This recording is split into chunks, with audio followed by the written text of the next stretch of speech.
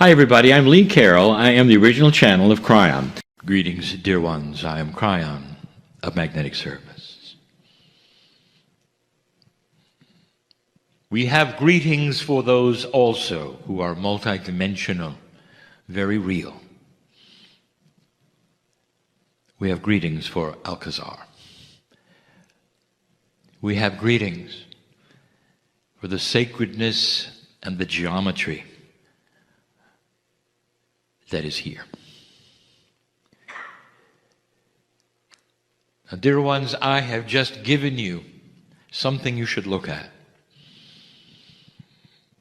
For here I am, a multi-dimensional voice, that's hard to believe, giving greetings to two other multi-dimensional entities, that's hard to believe. And all of this in the face of a changing energy on the planet, which is also hard to believe.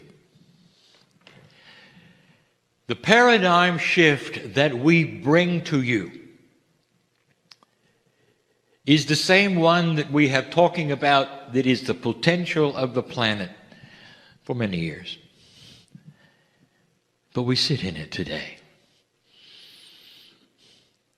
From my standpoint, we revel in it today. Dear ones, dear old souls, this was not guaranteed.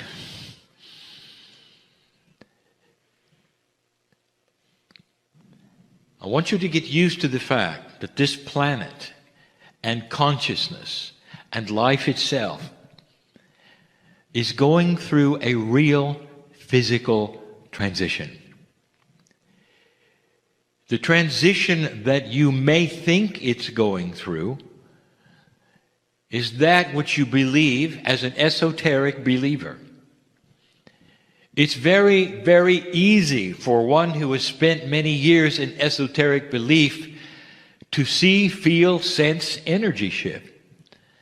And so many of you are aware.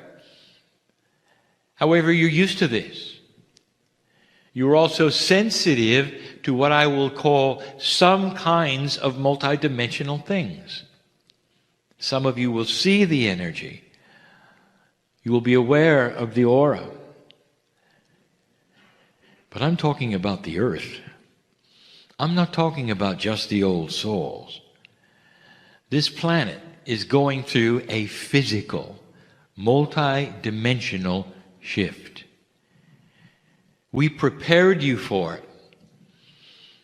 Kryon is the magnetic master for the first thing that I did with a grid group.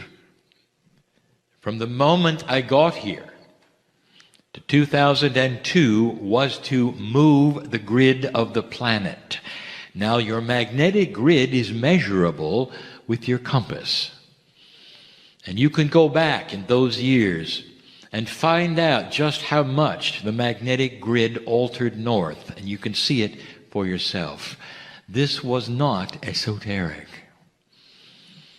The magnetic grid had to shift. It had to adjust for you.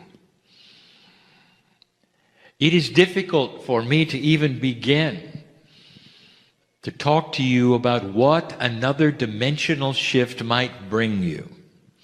We have told you that you've never had one before, ever.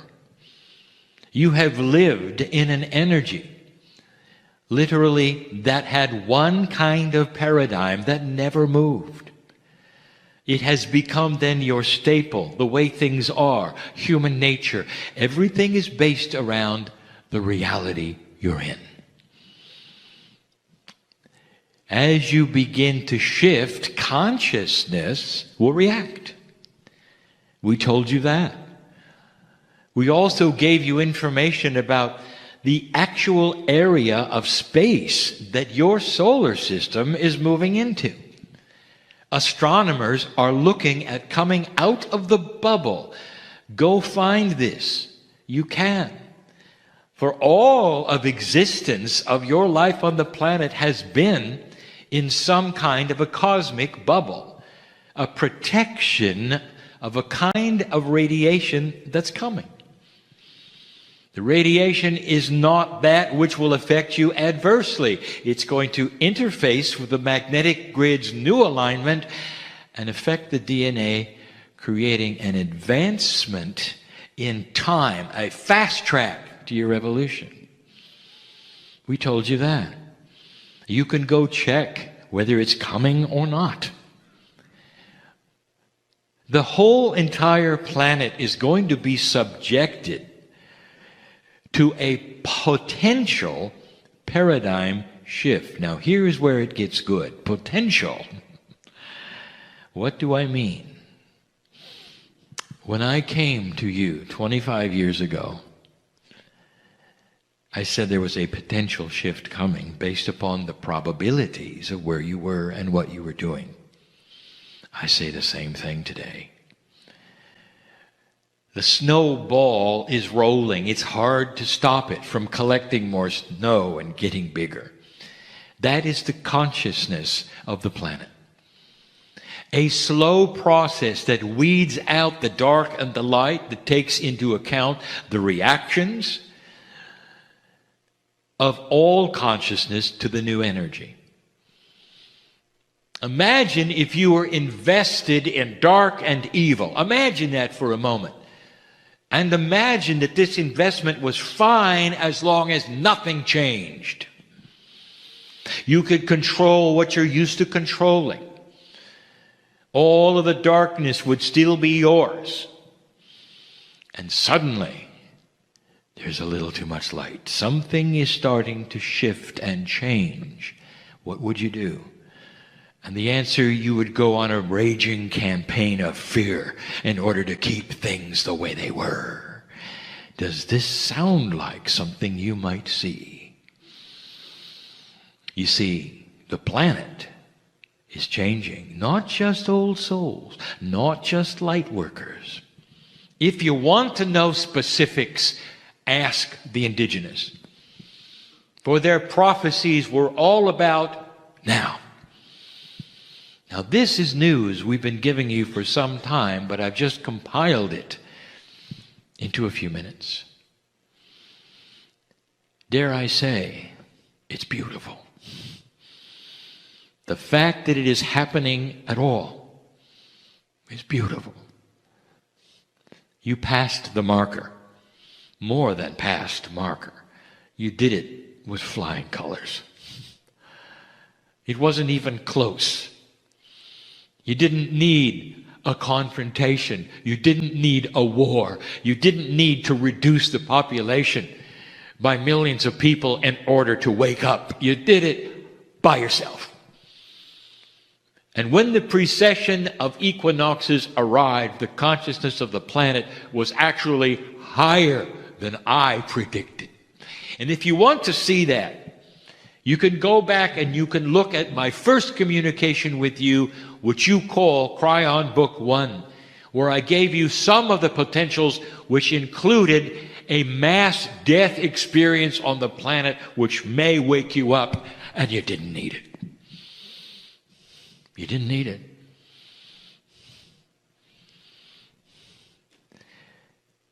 There's a feeling on the other side of the veil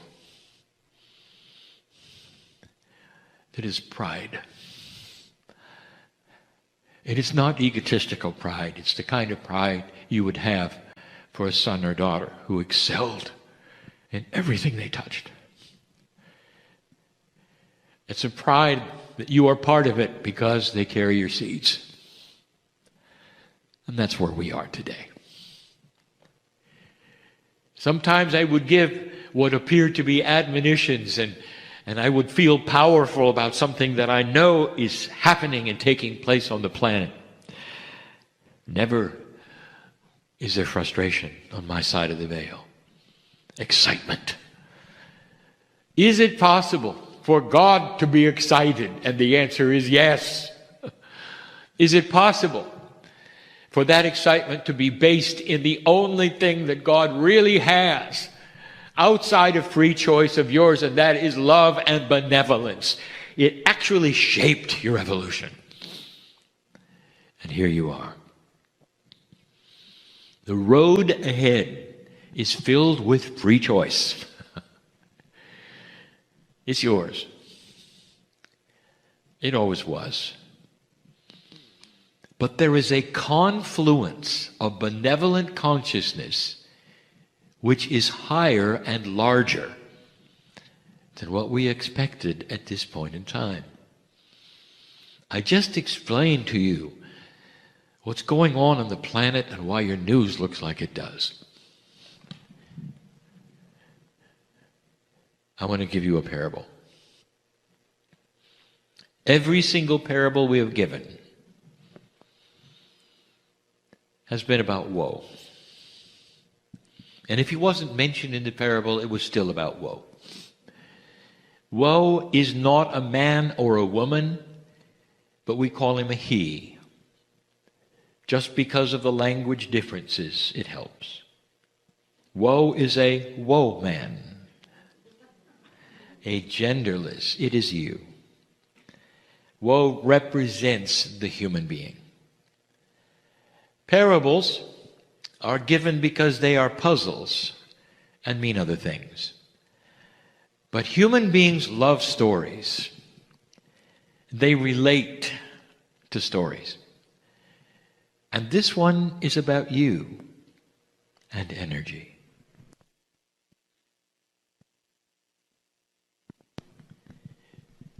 In this particular story, woe is an old soul and a light worker.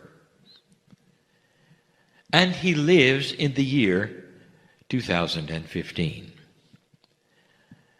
The story of woe is similar, perhaps, to what you might experience. Maybe a little different, because you're all different.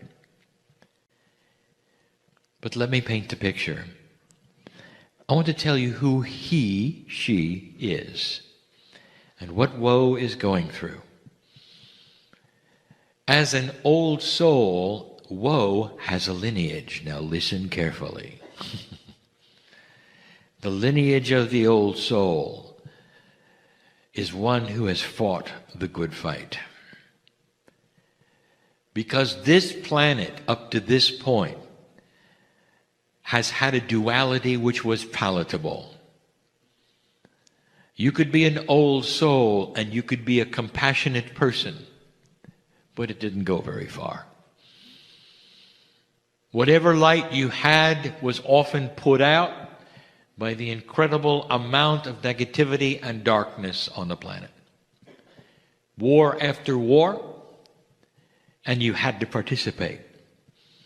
Regardless of your wisdom, you're in the battlefield. Regardless of your wisdom, the biology of life affected you. Your wisdom had nothing to do with the fact that if you were a woman, you lost children. Sometimes along the way from A to B, just traveling to get away from somebody chasing you.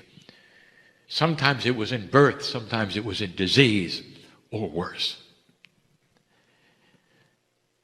We'll carry that around, dear one. Do you relate to it? Fought the good fight. Negativity, frustration, drama, war, hate was always there.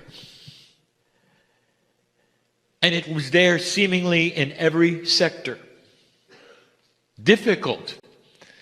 Especially the old soul from the beginning of the seeding of humanity went through the phases where humans just never changed.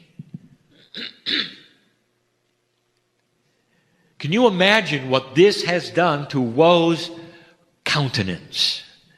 For he comes into this planet and he remembers at some level it's time to fight again. At some level, the Akash of every single human being sets the stage of expectation. You come in, ready to battle. Now that particular Akash creates in woe a feeling where he doesn't feel where he can do anything and make a difference. But what he knows he can do is survive spiritually, and he does. To be the best human he can, and he tries. The Akash sometimes holds him back because he remembers at some level what it was like to be the shaman, to carry the information that people wanted, to heal, to be the intuitive who could read somebody as they stood there. And he remembers what happened. And he remembers an ugly death because they were afraid of him. Those who have magic are witches. The old energy is powerful. The world went to war a number of times, and woe was part of it. Both genders were involved. Both genders suffered. It was humanity. Woe is walking around in life today with a lack of self-worth. Now you know why. There is no judgment, dear human being, for how you feel about yourself. But there is amazement at what you can't see. Woe is like you. Life for woe is just hanging on. All around him. He has to watch and be careful where he goes, what he says, what he does. All his life. But it's okay. Woe knows how to develop self-balance and compassion. He walks life as a happy individual because he has God inside. It's all he needs. But he's still careful. When woe goes to work, he did not select the people around him. You realize that. But you had to work with them. He had to work with them. There are those he likes more than others. There are those that are frustrating to him. Quite often those who would be above him in a pay grade are the most frustrating. He tries to go around them, meaning don't listen, don't be where they are. Sometimes it works, sometimes it doesn't.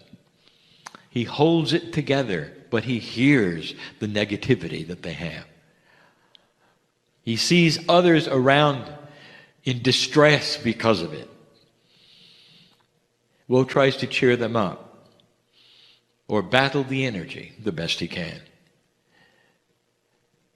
He's used to it, you see. He's a light worker. Woe lives alone. Now this is a trait of woe. He found himself living alone because it was easier. Because if he didn't, there was always drama and frustration. He had a cat. And to make things worse, the cat didn't like him. Imagine having an animal that you're compassionate about that doesn't really like you. You would come home and the cat would pout because he had gone. When it was time for the cat to eat, he knew it because the cat would come up and bite him. But woe loved animals, and it was all the cat had. Woe knew that the cat's life was dependent on him. Despite this, he was still cheerful. He named his cat, Cat. Hello, cat. How are you? I love you, even if you don't love me. This was woe's life. It was not a bad life. Actually, he liked it because he was at home with the battles. These were easy battles. There was no war to fight now. He didn't have to join. There was no mass death. There were no plagues anymore. That's odd, isn't it? At a time when there was a fraction of the number of people on the planet where there was no air travel to carry contagion. There were no plagues, none at all. He had gone through 3. Now, he didn't know that, but his Akash carried it. He had watched loved ones die in front of him. Such sorrow. It wasn't this time, and he knew it, and he was happy for this. Woe could be a balanced human being, be compassionate. Woe was also a healer. As a light worker, he discovered he could use his talents. He could read the disease in people, and they would come to him. He had a side business as a healer, and it was a good one. But as he approached each one, Woe had to chase away the negativity, both of the healee and the room. He was used to it. He fought many battles. He was okay. This is Woe's life. Woe had powerful meditations. As a light worker, as an old soul, he could do this. And he knew he could. This was his solace. This is what he loved the most. He had the connection to God. As much as he could. And would the biology allow him in the energy, he connected through the pineal to the higher self. And he loved it. Some of his meditations were actually close to visions because they were real and he could sense and see. He could smell and feel. He spent the amount of time in meditation that was perfect for Woe. He had heard stories that you should meditate a certain amount of time a day, and he realized this was not true for him. That each old soul had their own Akash, had their own uniqueness, had their own lessons, and their own ways, and had their own wisdom. He meditated only the amount of time that he needed to balance. But it's what happened in his meditation that I want to tell you about. For almost every single one of them for over 3 years had featured a door. A door. He saw the door metaphorically. He knew what it meant. It was an opportunity to move into something beyond the door. Very clear. But he could sense what was on the other side. There was something more for him. More than that, if he had the ability to open it and go through it, he knew he would never have to come back to where he was. Woe learned to talk to the door. And he knew that the door had a personality, an angelic ability, because it was multidimensional. It could give him information if he wanted. He thought perhaps that the door represented a final lifetime. Perhaps even an appropriate death. When it was time, he would walk through it and never have to come back to the planet. He weighed all of these things in his mind. He didn't know what the door was about until he was able to start talking to it.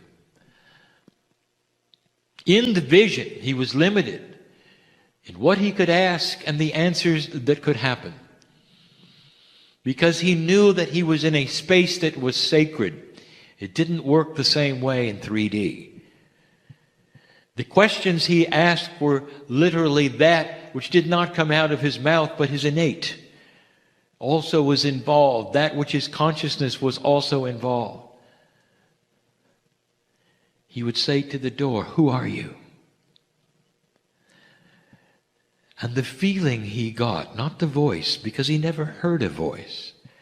He got his messages through his intuition, right into his brain as though there were a voice.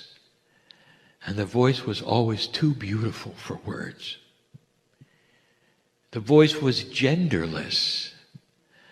The voice was whatever he wanted to hear.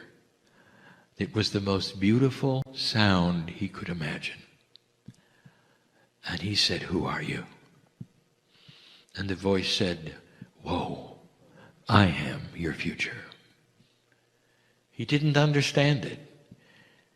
How could the door be my future? Maybe the other side of the door. He saw the door, he admired it.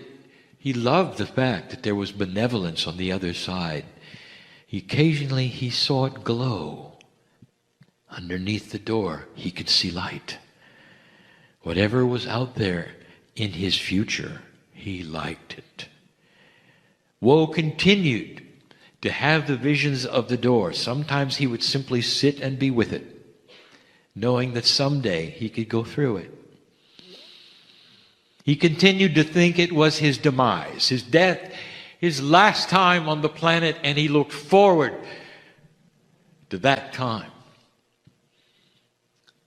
And then he started asking the door more questions, and it was confusing. "Are you my death?" And the door smiled at him, actually chuckled, and said, "No, Woe, it's your life." Woe didn't understand. In this vision, he felt powerful enough to grab the doorknob and say, "It's time. If it's my life, it's time." And it was locked. He couldn't budge it. Nothing was happening. Nothing. He talked to the door. "I cannot open you." And the door said, "I know." He said to the door, "When can I go through?" And the door said, "Anytime you're ready." And Woe said, "I'm ready now." And the door said, "Come on in." He grasped the doorknob and it wouldn't budge. Pulled and pulled and pulled. This was a frustration. The visions were real. Woe knew who he was. As a light worker extraordinary, he had fought the battles. He knew he was wise in the ways of the world. And the door wouldn't budge. He talked to the door. "What am I doing wrong?" And the door started talking to him. "Whoa, come closer." "I didn't say open the door. I said come through the door." And Woe started to realize what the door was telling him. He had to drop his 3D reality and walk through matter. And he did. Woe literally walked through the door. And in that instant, he got it. Nothing he had ever learned in the old energy was going to work. You can pull on the door. It'll never open. Let me tell you what Woe discovered on the other side, because it shocked him. He wasn't in another world. He was in his world, in another dimension. A dimension that was not anything he could count or describe, but one where suddenly his self-worth was skyrocketing. To a degree where the akash that he had had dropped away. It was simply gone because the old energy has nothing to do with who he is today. Woe was becoming slightly multidimensional. He went to work and he looked at his boss, the source of frustration, the one he wanted to run from so he didn't get any bad instructions. And all he saw was a human that he was compassionate about. He wondered about that person's life. He felt sorry that they were frustrated and in drama and egotistical. And what he did next would shock and surprise you.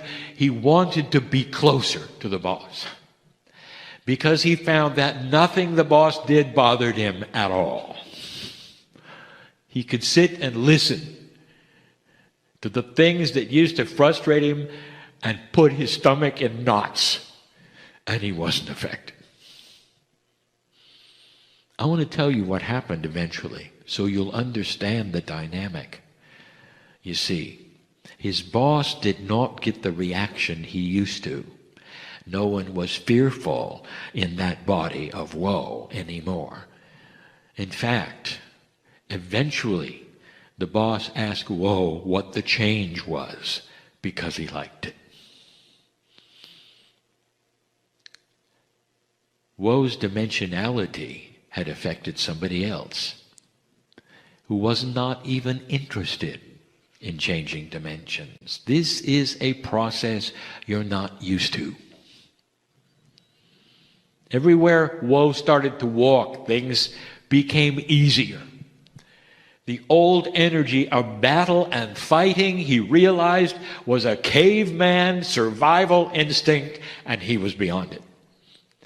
He didn't meet darkness where he went because it ran from him.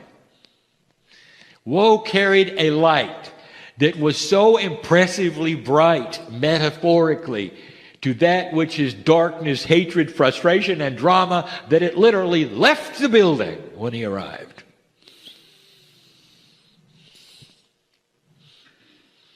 He walked the streets differently. He expected good things. And the door in his vision was gone.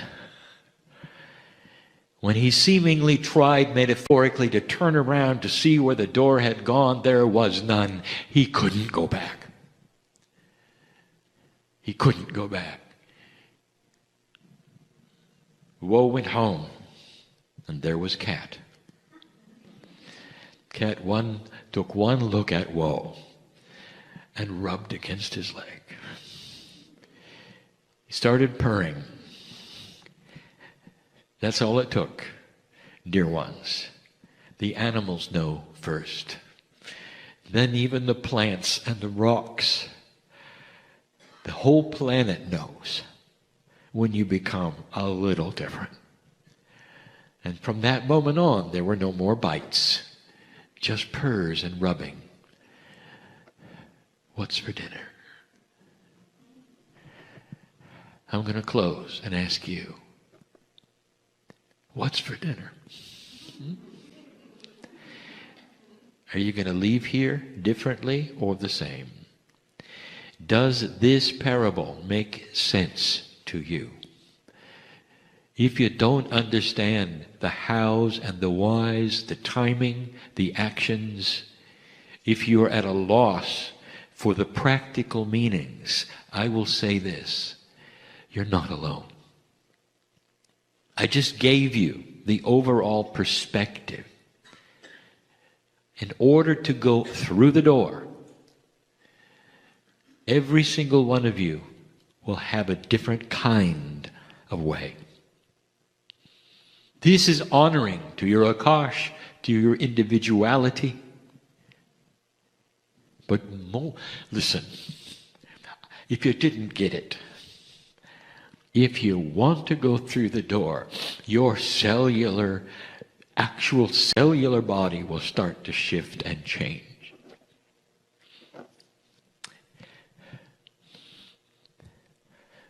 You want to heal yourself? Is it time? Go through the door. Because we want you to stay, and we don't want you to stay in distress. This energy is not cooperating with your consciousness. Have you got it yet? And that's why some of the things are happening to you that are happening to you. You're not supposed to stick around in this energy the way you are. It's time to vibrate higher. Go through the door. What's for dinner?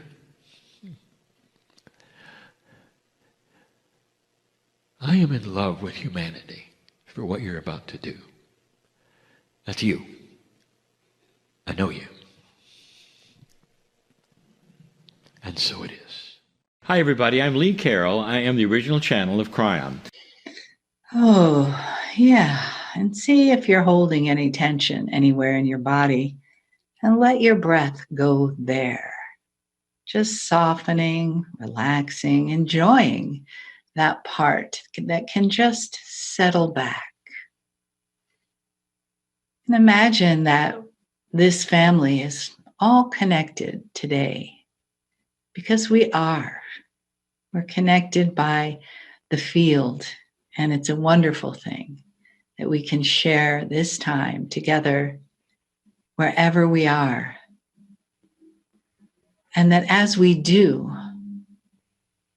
the information and the love from the Star Mothers, from Adirondda, from Kryon, comes to play with us, comes to be with us, comes to teach us, and comes to give us love.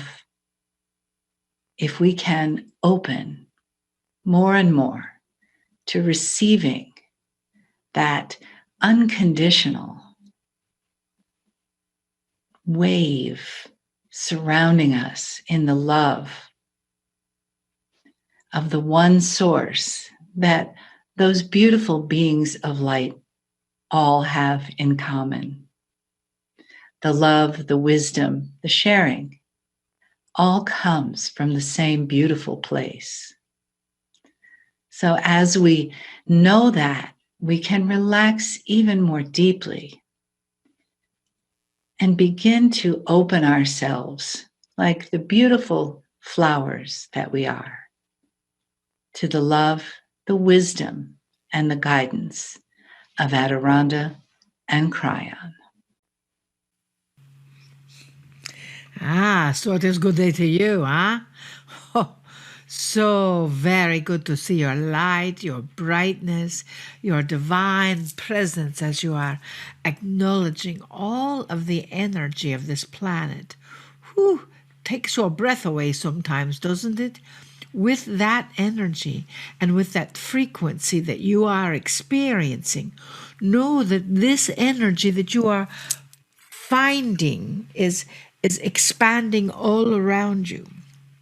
It is getting higher and surprising, a bit more intense, eh? So with that intensity, we ask you to pay attention to what it is that you are choosing.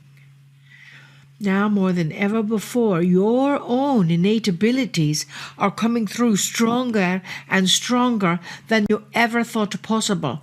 In the vessel Marilyn's home a couple of days ago, there was a spirit, physical, with their eyes you open, seeing them. They identified who it was, and both the Joy and the vessel Marilyn got confirmation.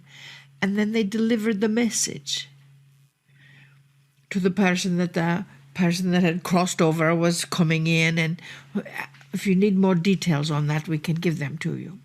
But you see, our point is your innate abilities with this energy that is happening right now are becoming more intense. We are asking you, we are pleading with you to learn to manage your own skills, your own abilities, your own frequencies, your own energy. Because if you do, then those around you do as well. And each of you knows at least 200 people. So that frequency goes out amongst all 200 of those people. And if you move into that place of panic, and it is very easy to do right now, to panic as to what's happening in the world, what are we going to do, what are we going to have, what are we going to experience. That energy is indeed expanding out. We know you know this. We know you know this. Do we need to say that again? We know you know this, so let us be able to stop telling you this once you get it, once you understand, once you hold that frequency in the peace that you are creating. You see, that peace that you are creating is also what is reverberating out into the planet. We asked our vessel Marilyn to pick a card, random card from affirmations from Lee Carroll from the Mastery. Online, you can get the app yourself. It says, whatever I was born with doesn't matter. Now, isn't that interesting? I am in control of my biology, my immune system, and my awareness. I am healthy and filled with vitality. Now, think out of all the 44 or 144, we don't know how many cards there are, all of those messages were coming in right now, just as this pandemic, as you call it, this COVID thing, as you call it, which is really not what it seems to be. Understand that? It is not what it seems to be. Is coming in, and you are once again reminded that you are indeed in charge of your own immune system, and you have the qualities and the information to boost it. Now, a few years ago, everyone was shifting their DNA and getting 144 strands of DNA and 24 strands of DNA and blah, blah, blah, blah, blah. Of course, it is not proven by science. But you see, the energy field of humanity is documented and proven by science. So you know certain parts of your body will boost the immune system. You know certain activities will expand your consciousness of vitality. And yet, we go into a restaurant or we go into a park or something and people are sitting around talking about everything they don't want to happen. Stop it. That serves no purpose, dearest ones. That serves no purpose. What is it that you do wish to happen? Your own innate abilities are getting stronger and stronger. That is why the vessel Marilyn, the Joy, our dear friend Lee Carroll, Dr. Amber, Michelle, all are dividing in and acknowledging you to help you train and hone those innate abilities so you know what it is that you are controlling. So you identify that frequency as your abilities are getting stronger. It is a part of that frequency that is keeping you, dearest, healthy and strong. You know that some of you would not be able to be here and receive this activation, this energy, this information, unless we had this big thing going on and you were online and you were live streaming, and therefore you can see it easily from South Africa or Australia or somewhere else in the world. You see, this is a time for the world to be brought together and encircled in that frequency. Yes, how many times must we say it? The frequency of love and compassion. Love and compassion for our fellow human. We know that many of you are connecting with the galactics, and many of you are connecting with all of the beings that are not in physical form on this planet.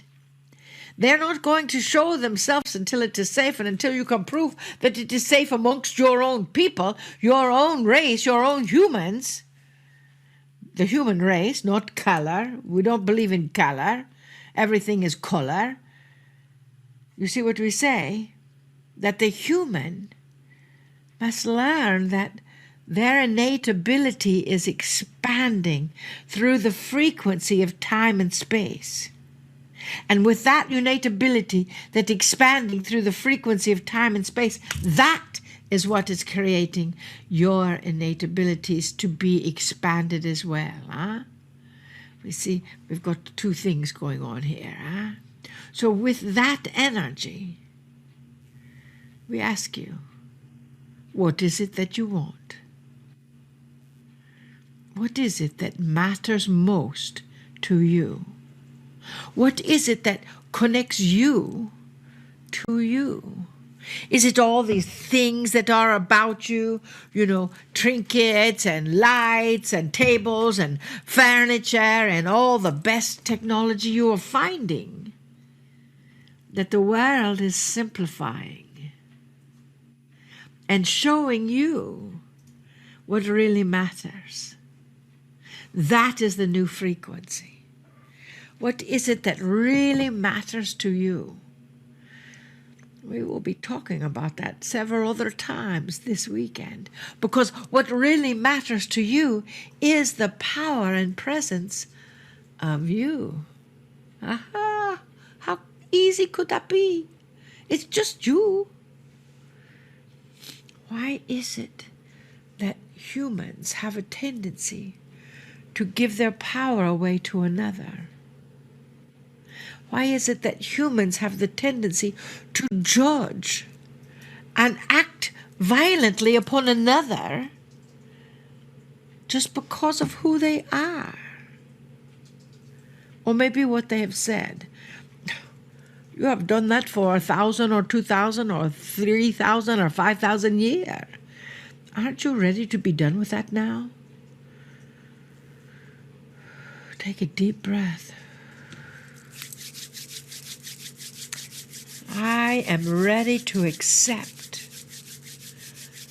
all people in love and compassion and radiate that energy out beyond my physical presence. Take a deep breath.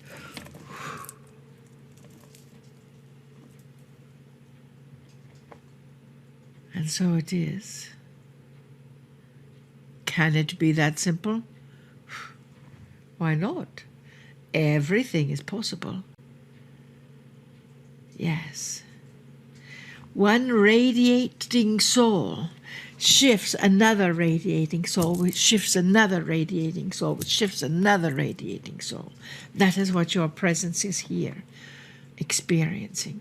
That is why it doesn't matter almost what the information is. Just gather online amongst people all over the world every time you get the opportunity to connect heart to heart with each other. That is exciting to the galaxies.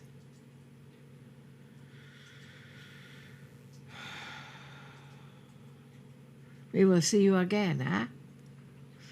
We love you. We know you. We feel you. We love you more than you love yourself, maybe. And we bid you namaste. Namaste.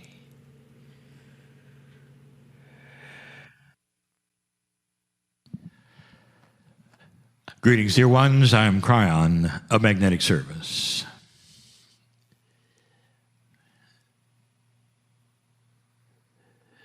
Once again, I would like to present a group of 4 channelings over the 2 days. They will link together to do something I have not done before. I want to present the story of creation all the way up to today from the standpoint of the Creator. This will be one of 4. And the title of all 4, the general overall title, you're going to like this. It's going to be The Love Machine. Kryon, why would you call anything, something that's not really that sacred, a machine? Almost everything that is given to you, dear ones, from the other side of the veil has other meanings and purposes and metaphors. Many times the words that we would speak and give you in the way that we do has other messages within it based upon even the way it's given. And the reason is because your language is limited when it comes to that which is linear, what you're hearing today. Words after words put in a language which has to be translated many times.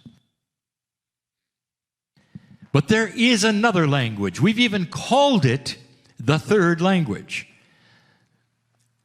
Now, the reason we called it the third language, this is an explanation of what I just told you, has nothing to do with the one that says, oh, there's also a second language. Oh, there isn't. Well, how could there be a third language without a second language? And the reason is this. The third language is a metaphor. It has to do with the number 3, which means catalytic information. So the third language, therefore, is a language which is a multidimensional catalyst for understanding, for intuition. It lands in various places in you, including the pineal, that receptor that comes from the creative source and the higher self. So you see, even the simplest things that we discuss sometimes have profound meanings that are greater than the words we speak. The machine, the reason it's called a machine is you understand a machine. Number one, you would understand a machine has a purpose. A machine doesn't simply exist to be a machine. It must do something. It goes somewhere. Has a purpose. The next thing about a machine is it's filled with moving parts that interface one with another in a certain way. So the love machine is the description of a... Are you ready? Of a human being put here on purpose. It's a machine with a purpose. Built in love to put you right where you are. In love to put you right where you are. Not as a victim of the planet, but one who is known by God. Known by the creative source. Known by Spirit. There are some belief systems that will acknowledge that. They'll say, yes, God knows every hair on your head. And then in the next phrase, they'll say, and every hair will be tortured forever if you don't do certain things. That's not the God that we're talking about. The love machine is a grand story of beauty, of miracles, of you. And it starts so long ago. They tell you that this universe of yours, this galaxy perhaps, is many billions of years old. They talk about a Big Bang, which was the beginning of your universe. They talk about how old that might be. They're completely and totally wrong. They're wrong in the fact that this universe of yours is part of a multiverse system, and it was created from other systems that are far older than yours. Yours simply is the newest universe, and there will be others past yours. Older than you can think of, the system has been in place. They throw around numbers which don't mean much to you because a human being doesn't operate in billions and trillions. And so it's difficult for you to understand just how many years it would be. Years are only something for you, dear ones, on this planet. They represent a cycle around your sun, which is specific to your solar system. If you met somebody, and you will someday, from other solar systems, and you said, how many years old are you? They would have no idea what you're talking about.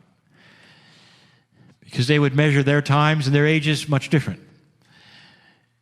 But let's stay with yours, for you're told that this earth of yours is 4 billion years old, approximately. And when you go to Scripture, there is this wonderful description of a void somehow, where God created that which was light and that which was the earth and the sun and all of that which you know. It's all metaphoric, dear ones, including the time frame. Note how many days it took. That's a metaphor. It's a sacred number, dear ones. It means something. All to tell you this, that the creative force that you call God made it all. Made it all.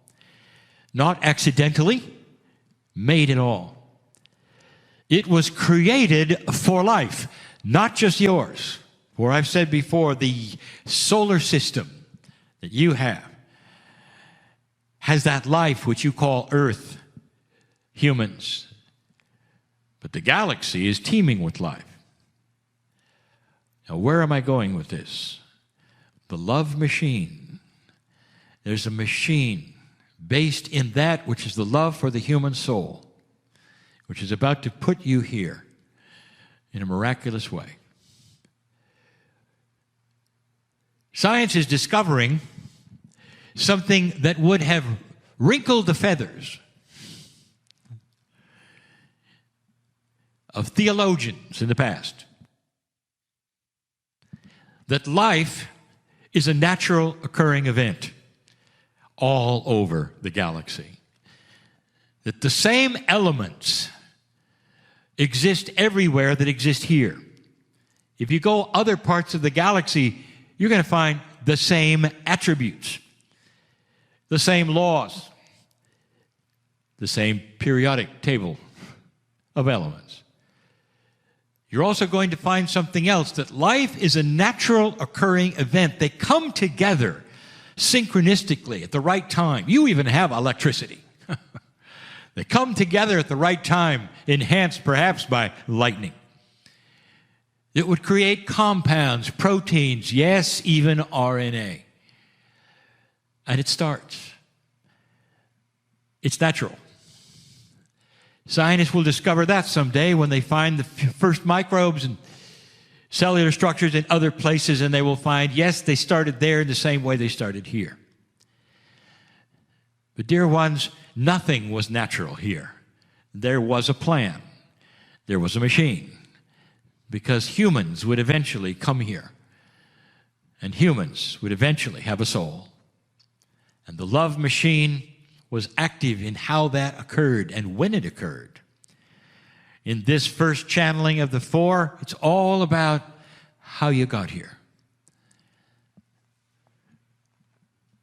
If the universe is approximately the same age, all of it, and the galaxies are approximately the same age, that would mean that everything would have happened simultaneously, and the developments would have been that way, and they're not that way at all. Every single planet had its own scenario of how life would form, when it would form, when the elements would come together. Every planet is different in its climates and its gravities, slightly different enough so the elements come together as they do for that particular unique platform of the planet. Yours, well, it was delayed, let's say. When the scientists start to reveal what might have happened on this planet as they dig down, as they analyze and realize, well, there was life before life, before life, before life, and they'd be right. In other words, life started and stopped on your planet a number of times. And you might say, well, how is that possible? It's either here or it isn't. And I say, well, how linear of you. When life gets started, it has to have a process of sustenance. It must be able to reproduce, create itself, have a balance of chemicals now you call Gaia. That is perfect. And it's not automatic. So the creation of life may occur. But it's not going to keep going unless all of the elements are there to sustain it. And they weren't. So many times, that magic of life with the lightning and all of the compounds and all of that starting took hold, and you actually had life many times, and then it died out. Sometimes it would sustain itself for a long time because there was just enough, and then it would leave. And what I'm telling you is this, that it got started many times on this planet, but not until very, very lately did it take hold. And when I mean take hold, I mean this. Photosynthesis was very late on your planet. And that was the catalyst. That was the reason when it came together finally in the right way, that life would sustain itself and continue and continue and continue, that you would breathe in the air and the plants would want what you breathe out. And they would exhale in their own way, and that's what you need to survive. This became the cycle that you know as Gaia, and it was very late. Other planets had it right away. And you might say, well, it's kind of a chance thing. Not on yours, dear ones. You might say that there was a helping hand that pushed it aside and pushed it aside and pushed it aside so that you would get a late start. It was important that you get a late start because of what's going to happen next with the love machine. I want you to put this in context and don't look at this as raw science or odd channeling. What if the timing of you being here was perfect? What if the development of that soul as you sit right now on this planet in this galaxy was perfect? What if all of these things contain the love machine instead of chance or randomness, like you've been told? And if that's true, dear ones, and it is, that means you are no accident here. That indeed the Creator knows who you are, and that your soul was on purpose, that your lifetimes were on purpose, and that something is afoot. Something is happening, dear ones. And it is. You've moved past that precession of the equinox that my partner talks about, that shift that he talks about, which almost every planet with life like yours had presented to it in a different way. But they all had a time of awakening potential. They all had free choice, just like you do. They all had a creation story, but that's channel 2. We're getting there. I wanted you to be aware that that void in the creation story of the planet, indeed, that means a time before your solar system. The creation of light, literally, was not the creation of the sun. It was the creation of the potential of your soul. All here on this planet, ready to go. And the machine starts to work. That love machine. The love of humanity, which created it in a right way, predictable timing, in a way that you will discover as I give this channel someday is correct. The second channel of today, a little more about how you started, what happened next, and what happened next from the standpoint of the Creator who is in love with humanity. That's the machine. Totally and completely with a purpose. And the purpose is to know you. We're going to shake hands someday, dear ones, in a way that you don't expect. And I mean by this, your higher self in your soul will meet that old consciousness, linear human being in a way you don't expect. And the result, I'm going to tell you. That's it for now. And so it is. Hello, I'm Lee Carroll. And let these few moments be about your awareness of your own beautiful heart. The love that's possible when you allow it in. And the love that is given to us from the other side of the veil. The love that is possible to flow out from a whole, healed, beautiful heart. Flow out into the world and connect with other beautiful hearts. So breathe into that friend in your chest. Been with you since the beginning. And say thank you. Thank you for coming on this journey. Thank you for teaching me. Thank you for all that I've shared with others. And thank you even for my heartbreaks and for my heart healing. And for the love that continues to grow as I learn, as I allow a greater and greater measure of divine source love to flow through my heart. And as our hearts calibrate to receive the love from the other side of the veil, the honoring that is here to wash over us, let your heart, let your consciousness open more than ever. Feel it. Clear your mind, open your heart, and let your consciousness receive with each breath, with each word, the healing message and the love from Kryon. Greetings, dear ones. I'm Kryon of Magnetic Service.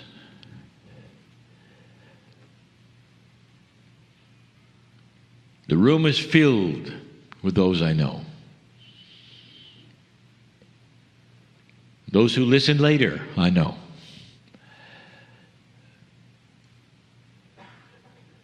And this is because all of you are part of a larger family. A family that hides from you while you're here. And I want to talk about something. It's a subject we have broached before, but not necessarily in this way. Here is a brand new energy for the planet, and you are in transition between a consciousness of the past and that which is a promise of the future. How many times have we told you that moving literally from a darker area to a lighter area brings with it joy, anticipation, and also the old energy? For a flash bulb doesn't simply go off and everything is fine. Instead, you have to work the puzzle.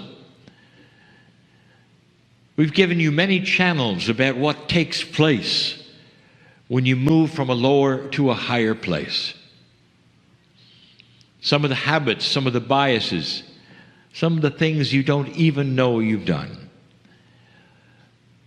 There is one thing, however, which is common to most. Something that has got to be cleared. Not because there's old things attaching to it. Something that has to be cleared because of who you are. And when you hear what it is, you'll know. For we've spoken of it before. So let's begin at the beginning. Things that you should know about yourself, not what you've been told is there. Things spiritually that are so true and beautiful that perhaps you've forgotten. Things that are not taught today in the spiritual systems that you have. Not like this. I want to go back to the beginning. And the beginning, as I am going to see and say, is with the teaching that began. Dear ones, you have a creation story all over the planet.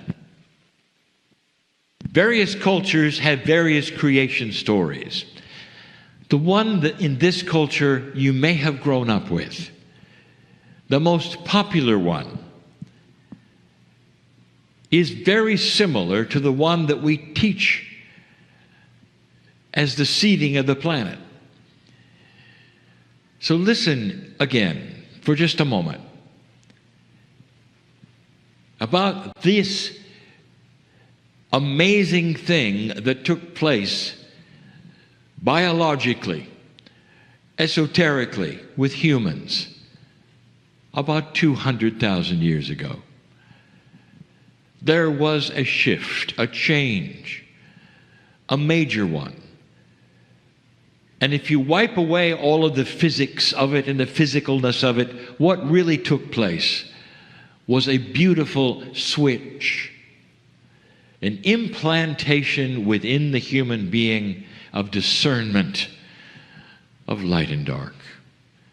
The knowledge for the first time of the Creator.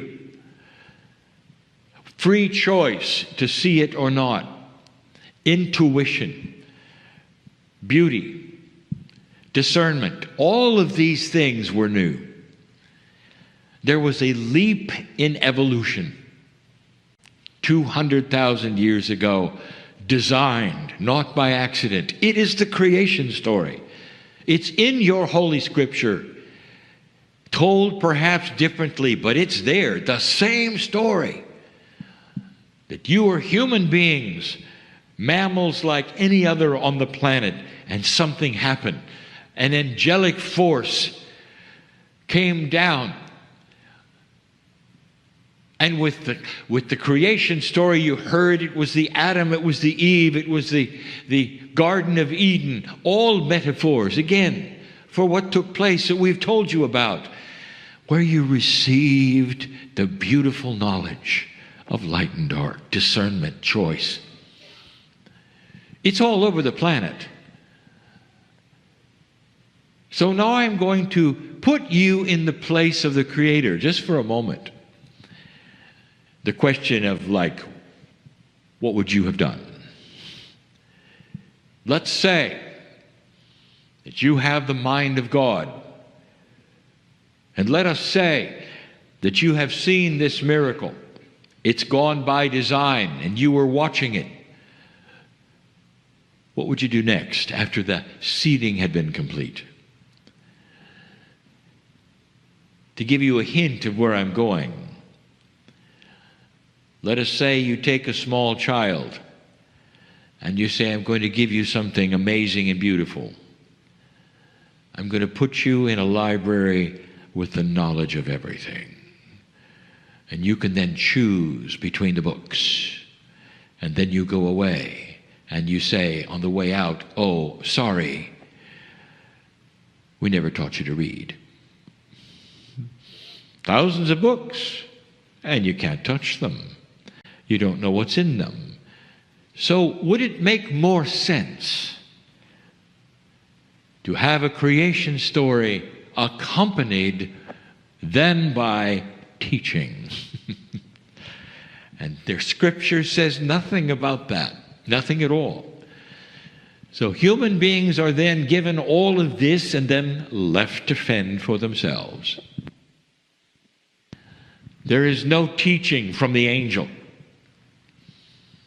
Truly, Scripture will tell you that the masters then came, and there were many of them.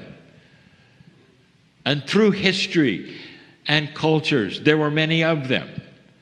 But the source that did the seeding, the angelic energy that had the force behind the creation story, simply left. And you were on your own, and then the stories began that you hear. But my story is different. It's more logical that the seeding occurred and the teaching began. You cannot take that kind of a change, place it on humanity, and walk away. Instead, we told you that those who gave you the seeds that were those from what you call the seven sisters, they stayed and they began the teaching. Now, the actual seeding began a long time ago. Very, very gradual, and much had to happen biologically before you got to a point where all were ready. And that was the 52,000 year point. There have been 2 cycles of the wobble of earth involved in human's civilization, where you were there in a succinct enough way to create that which you have done. Everything leading up to 52,000 years ago was preparation. And then came Lemuria. And then came other places on the planet where you were being taught. Not just Lemuria, there was more. Lemuria was special because it was isolated. And that means it could last far, far longer without any kind of visitation in the 30,000 years that the Lemurians were Pleiadians and had Pleiadian teachers. So here we are. The teaching started when the seeding was complete. You're not going to get that in Scripture. You're going to have a creation story, and then everybody's gone. That in itself, dear ones, does not make sense. It's not logical that God would put you in a place and give you this beautiful knowledge and then do nothing with it. No teaching, no instructions. It's almost like dark went to light and then the angels disappeared. That's not even logical, dear ones. No, there was teaching. And the first things that were taught, the first things, with the teaching wheel with 5 spokes, was, who are you? That is what the Pleiadians wanted you to know, where you were from, what this was about, how it works. All the teaching was there. The teaching of the return to the middle, the teaching that you have God inside, and the seeds of those who were teaching you. If the angels came down in the Garden of Eden and had Adam and Eve and did what you heard that they did, does it really make sense? They didn't say to both of them, and now you have what we have. And now you have that which is light in you. And now you have a piece of the Creator in you that we've just put in you. Use it wisely. Here are some hints. There was none of that that was given you. None of it. The truth is, we stayed and taught. The creative source represented by the Pleiadians stayed and taught. And we taught a long time. Doesn't make sense to give you the library without teaching you to read. And that's what we did. And the reason I'm telling you this is because you've lost something. And you need it back, and you need it back quickly. One of the most beautiful aspects that you were taught. The Pleiadian mothers, you call them the star mothers, the teachers, would sit. Beautiful information would come out, and they would tell the children. They would say, look at your mother, meaning the one who is the teacher, and they would say, I want you to gaze upon us because someday you will be us. We want you to gaze upon us from the stars because this is the lineage of earth. We want you to gaze on us and see the beauty of the God that created you is in us and is in you. We want you to understand that you will always return to the center. No matter how many lives you think you have, no matter how long you live, that it goes both ways. You come and go from this planet, the center. You come and go because this is the system. You see, you always return to the creation, and then you go back, and then you come and you go. It's beautiful. It's a push-pull system, coming and going with the beauty of God inside. You are God. That was taught to the children. And they understood it. They understood it because they were looking at it. They saw it. The children became adults. The children's children learned the same thing. And off they went akashically to be born yet again in other places on the planet to carry this message and carry this message and carry this message. And over civilizations, dear ones, with free choice, human nature and the efficiency of dark and light began to be changed. And you know what happened. With free choice, darkness was chosen over light. So many of the civilizations destroyed themselves because they didn't understand any more than darkness. Those who understood and still had that full experience of God inside were put aside and beat up. There was too much power in the light, and the darkness knew it. And slowly, you have what is that which you grew up in, dear ones. Civilization after civilization created much the same light and dark ratio. The light was hidden, put aside. It's interesting, in every single civilization, something took place. Secret societies sprung up. And the secret societies had to hide the knowledge of God inside. But the darkness said, look, there's a secret society there. They must be doing evil things. There must be sorcery there. Don't go there. Don't believe it. The beginning of conspiracies. The beginning of darkness in every corner. The beginning of mistrust. Even those who had the knowledge of God inside in a secret society were called the devil. And the darkness always seemed to win because human beings would then believe the worst in everything. That defines dark energy. And the beauty of God inside was suppressed. It's almost like you had a piece of gold shining like the sun that was you. And over time, the dirt and the dust got on it, and the gold went away. And here you sit today with dusty gold. Now that's a metaphor for lack of self-worth. It's common. It's common not just with old souls. It's common for humans.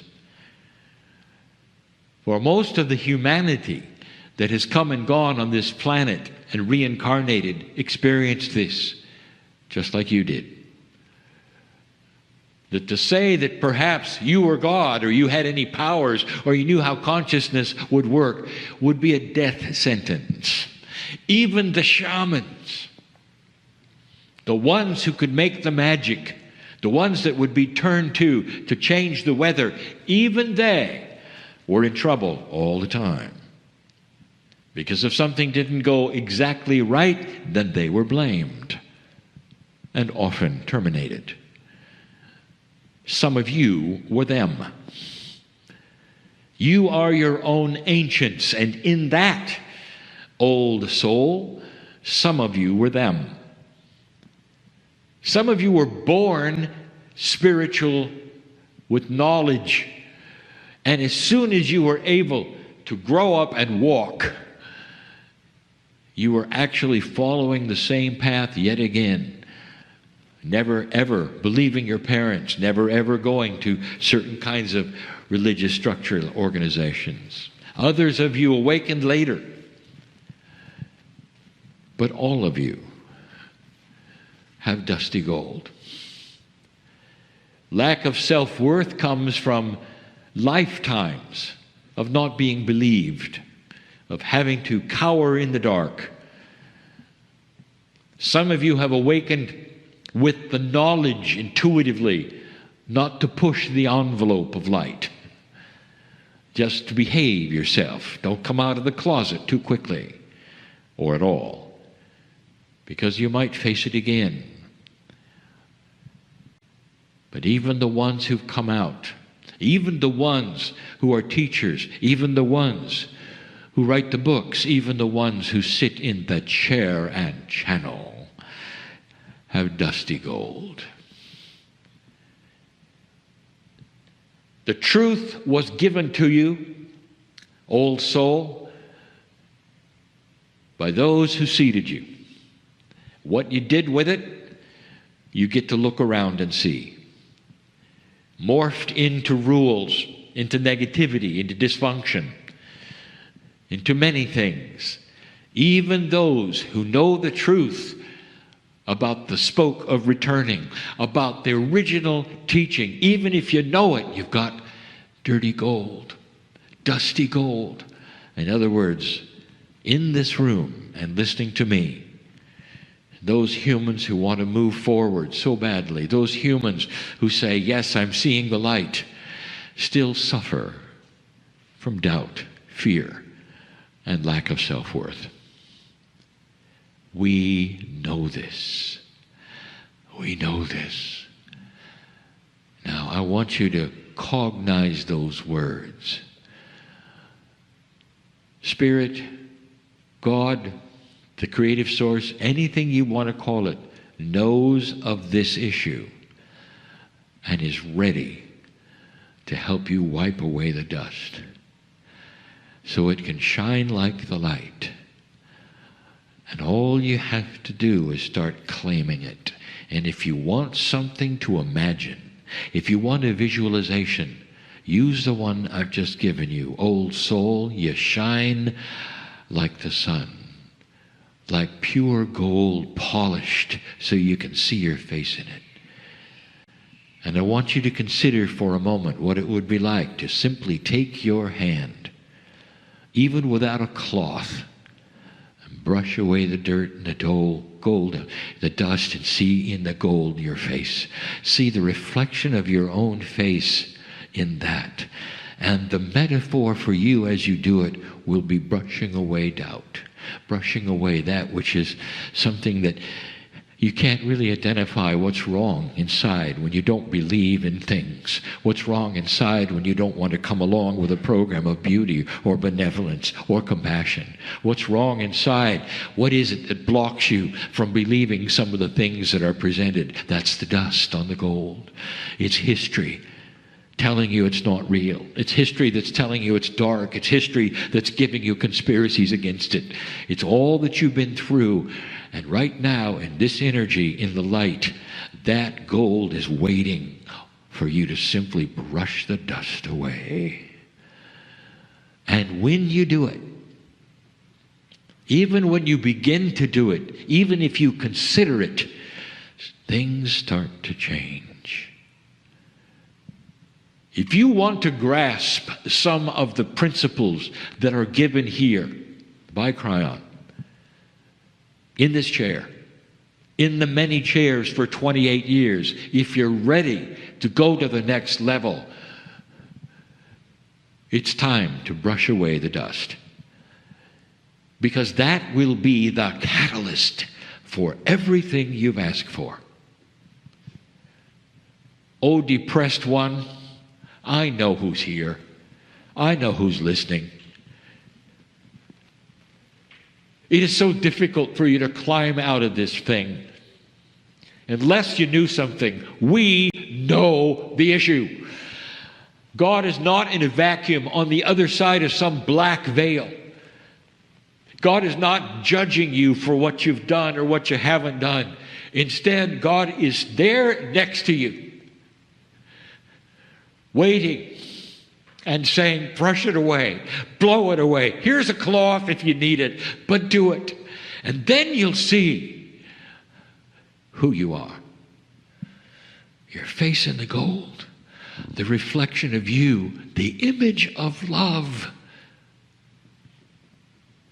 The Pleiadian teachers taught the children that they were created in the image of love.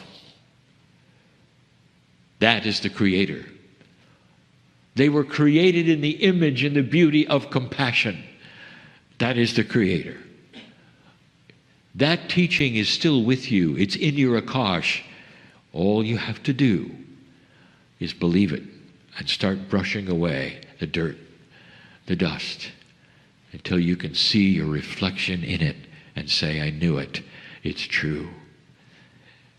I am created in the image of love. Dear ones, this is going to be the major catalyst in this new energy for learning all the things you wish to learn. You cannot proceed much further and be in full and complete doubt of who you are. It doesn't happen quickly. It happens as slow or as fast as your past will allow it. Do you understand that? What have you experienced? What have you been taught? What has been drummed into you? For some, not much. For others, a lot. And so some will have to work harder at it. Oh, depressed one, I'm talking about you. But you have to know you have help. We are here. Spirit is here. Others around you are here to lift you up out of this depression and come to a place, listen to me, where you will never have the dust again. You will not go into depression again. The cycle that you're experiencing and have experienced all your life is over. I'm talking to somebody here. I'm talking also to several who are listening. The cycle will stop when you take the dust away and you finally see yourself as worthy to be on the planet. Not just worthy, you've got stuff to do.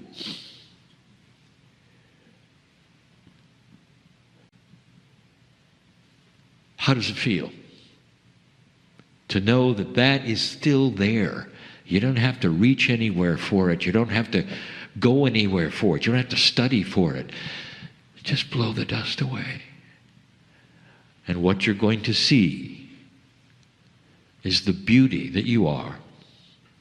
It's so much easier to see love and love yourself when you're not looking into something you can't even see, a mirror that is so dark.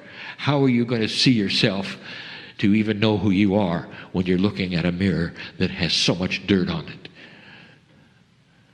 Brush it away. Start to see that mirror, that reflection, that gold of God in you. It never changed. Only history changed it. Only what you were told it changed it. And it's time to grow up and make your own decisions about who you are and what your relationship is to the universe, to the Creator, to the God inside. Oh, beautiful one. Oh, magnificent human being. I know what that reflection looks like. Go do it. It's time. And so it is. Hi, everybody. Thanks for watching this. I wanted to tell you this is a little time sensitive. Greetings, dear ones. I'm Kryon of Magnetic Service. I pause a moment. My partner steps away fully. The process of channeling is one that should be practiced by the individual who is doing it, to allow for the highest clarity, so that the message will not be filtered, biased, changed. I've told my partner not to read other channeling, not to participate in other metaphysical books, so that there are no ideas implanted there that would fester, perhaps influence, perhaps filter, perhaps the integrity of God. All of this so that what gets to you is as good as it can be. Tonight, I want it to be as good as it can be. the last few channelings from around the world, I've been filled with information. The way things work, the way things are going, advice, acknowledgement of those in front of me. This particular channeling tonight will be shorter than most. But hopefully for you it might be the most profound you've heard. I want to give you a love story. I want to give you a love story that'll change your life forever. It goes far beyond any information we are going to give you that might wow you in its profundity, in its change, in its prophecy. I want to tell you who God is. To some, this may seem to be a review. It isn't. It's an enhancement of our relationship, human being. First, I am Kryon. This is the name for you in these years. I have had many names, all of them angelic, on many planets. I have never been in human form. I am in awe of the process. The compassion of God shows through me in the emotion of the body of my partner. I bring you information and truth. In that, I bring you tonight the truth of love for you. You are not unknown to us, to me. And through the eons that this has been part of the system, I have done this, and done this, and done this. And when a civilization passes that marker, which it cannot return to, the love of God starts to be increased and far more noticeable. We told you years ago, it has become a slogan that you are never alone. We have tried to enforce it and re-enhance it. We've repeated it. We've given you metaphors of it. We've told you to challenge that statement. Go into the closet. Shut the door. We're still there. We've had to do this because the singularity of your bias as a human being craves that which you do not feel. Company. Partnership. The embrace of someone who would love you and care for you. Perhaps a mother-father feeling. And we've had to do this because in the old energy, what kept you from feeling us was old energy. And now you begin to shift. Light worker, the biggest issue and challenge that you have is lack of self-worth. We've given you channels of it, the whys of it, the reasons for it. How bizarre it may seem that the oldest of souls on the planet are feeling unworthy. And that's about to shift. I'll give you proof. I want you to look at the children and tell me if they feel unworthy. In fact, one of the attributes of the children recently is that some say they are too worthy. They feel headstrong because they have awakened knowing they're not alone. Did you figure that out? The love that we have for you is beginning to change the template of humanity. And what I want to tell you, old soul, is that you're going to be here for a long time, and you don't have to have rebirth in order to feel what the kids are feeling. If you're willing, if you understand, if you put out your hand, metaphorically, we can change your template. And the worthiness that you have been lacking due to the Akashic record of thousands of lifetimes in an old energy will begin to change. As the self-worth changes in a human being, goes health. Did you know it was related? The better you feel about yourself and your place on the planet and in the galaxy, the taller you stand and the longer you're going to live. Because the cells in your body know it. And they listen to that which is the consciousness of you saying, I deserve to be here. I am what I didn't used to be. Confident spiritually in my place here. Looking forward to the light that is new here. Battling the old energy and winning here.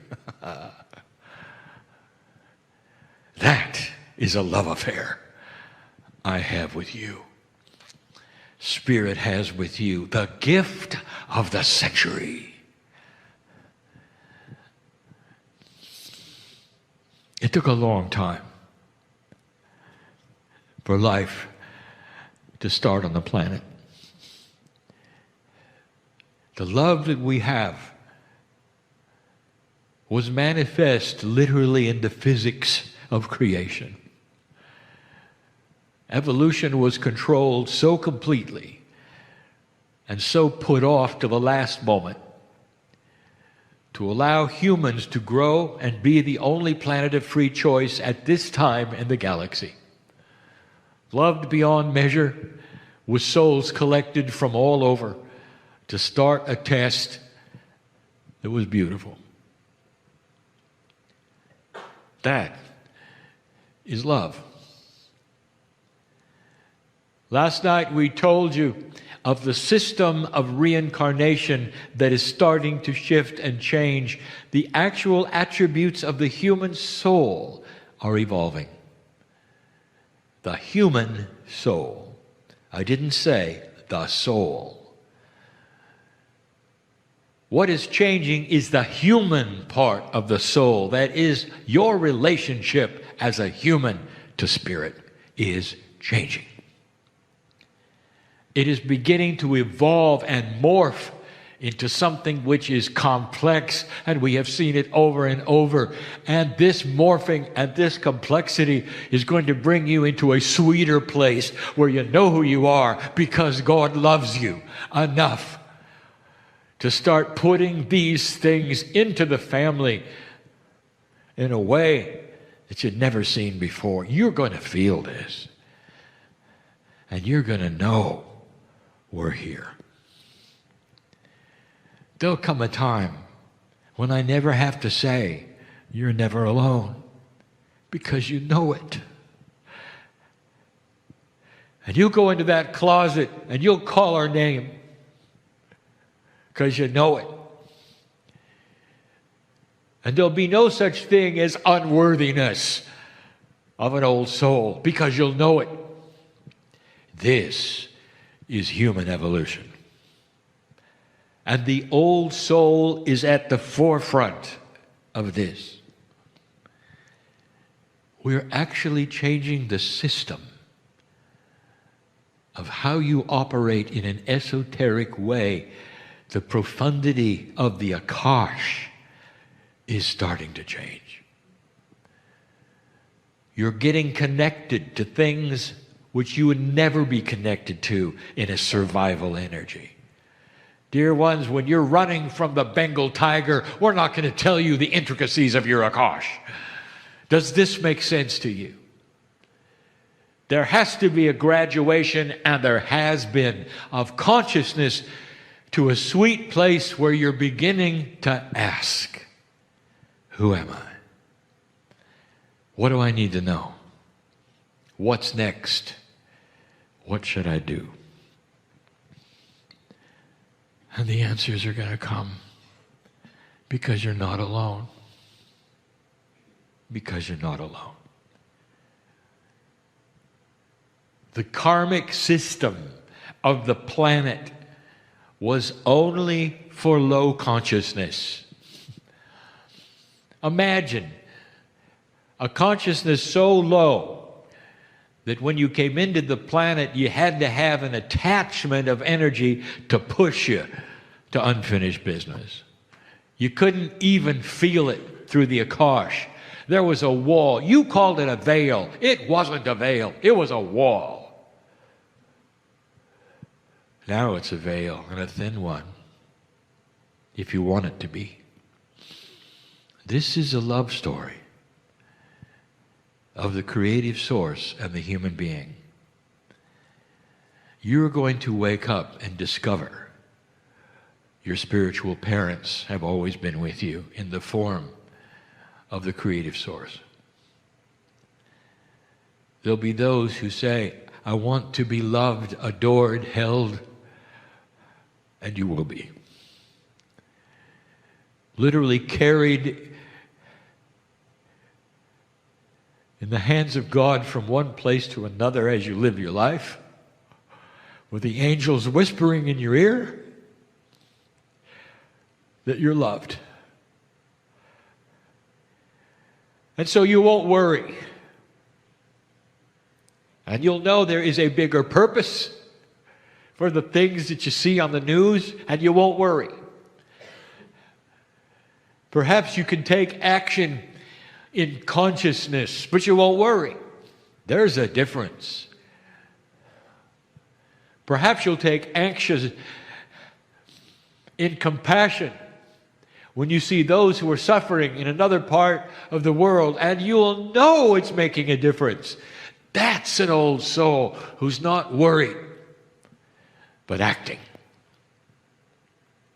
Acting on it. Compassionate action changes this planet.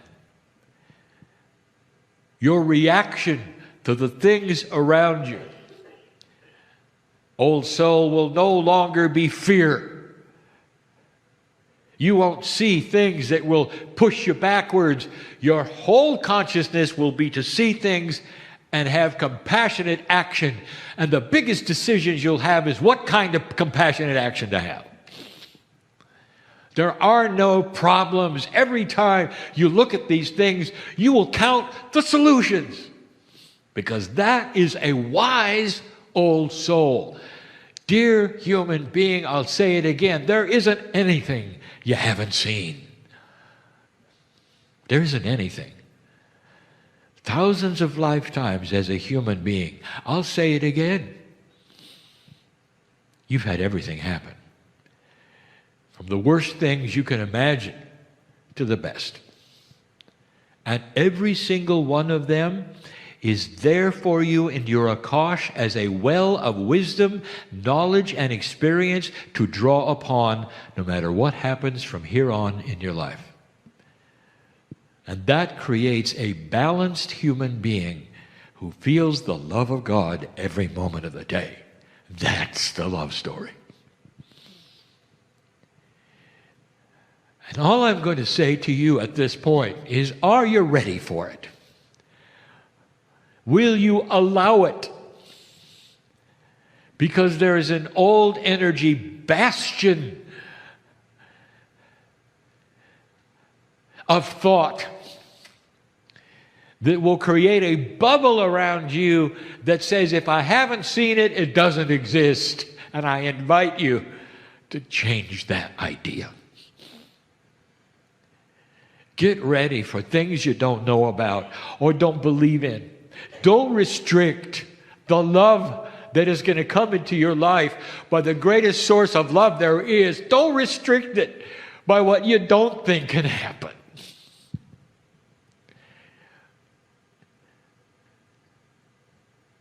Somebody's come for a healing today. Did you hear that? Because you can walk out of this place and you can shake your head and say, well, I didn't feel anything. I don't know that that was right. What else can I try? And you missed the point. As the angels circle you, asking, are you ready for what you came for? The time for you to surrender is now. And you're not surrendering to God, you're surrendering to old energy thought in you that would keep you from magnificence. That's the best love story I could ever give you. That's it.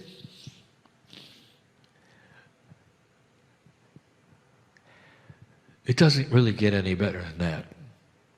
And that's why you're here, old soul. And that's what can happen. That is the evolution of the new human being. I am Kryon in love with you. And for good reason. And so it is.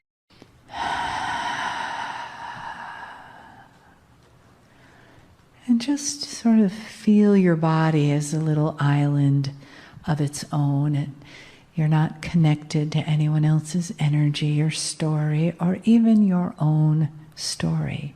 But you're open to receiving the love that is here for you, the teachings that are here for you, the guidance that's here for you, and the beauty of each moment as that unfolds. And you trust that it's always perfect, even when you don't know.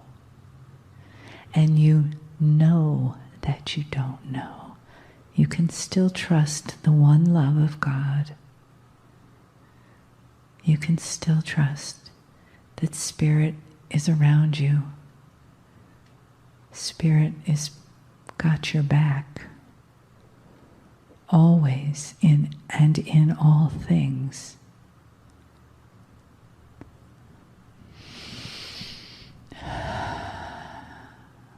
So as you prepare your body and your mind and your spirit for the love and the wisdom of Kryon, you might want to feel into that place of gratitude for what always has been in your life and the what is still to come. Greetings, dear ones. I'm Kryon of Magnetic Service.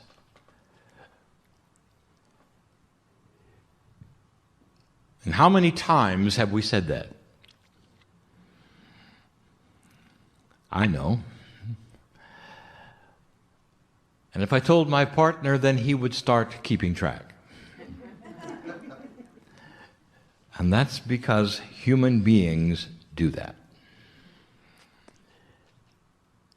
And before I start this short channeling about a subject which is complex, one that has been brought up this day and needs to be discussed,